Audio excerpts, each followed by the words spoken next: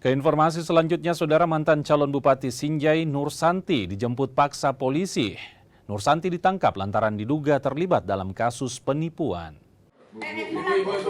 Rekaman video mantan calon Bupati Sinjai Nursanti dijemput paksa tim Direktorat Reserse Kriminal Umum Polda Sulawesi Selatan viral di media sosial. Dalam video berdurasi 2 menit, Nursanti sempat terlihat histeris dan menolak dijemput paksa. Nursanti diduga terlibat dalam kasus penipuan tambang serta dana kampanye Pilkada Sinjai 2024 lalu. Total ada 4 laporan yang dilayangkan pada Nursanti. Saya masuk, ternyata sudah banyak polisi depan sini. Dan pada malam itu, ibu saya mungkin terlihat panik ya, karena mungkin dia baru mengalami kasus seperti ini, makanya dia terlihat panik. Nah, terus pas masuk di dalam sini tuh polisi langsung menyodorkan borgol. Makanya ibu saya menantang bahwa kenapa saya mau diborgol, padahal ini kan kerjasama. Nah, tapi dengan berita yang beredar tuh kayak berlebihan, mungkin dipikir ibu ini nggak terima gitu. Padahal sebenarnya kita mau baik-baik, secara baik-baik, tapi tidak harus dengan borgol.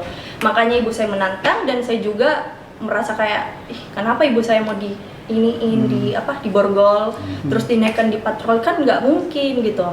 Sedangkan dengan kasus yang terjadi nggak sebanding gitu. Terkait yang menimpa kasus klien kami, itu terkait dugaan tindak pidana penipuan dan penggelapan atas kerjasama tambang yang dilakukan oleh pihak klien kami dengan Haji Junedi terkait kerugian. Nah, kemarin saya mendampingi klien kami terkait pertanyaan ini. Jadi ada pertanyaan penyidik bahwa siapa yang bertanggung jawab atas kerugian kerjasama ini. Nah, klien kami menjawab bahwa dalam kerjasama kami antara pelapor dengan terlapor itu belum ada kerugian sebenarnya, karena belum ada penjualan. Hasil tambang sudah ada, tapi belum ada penjualan.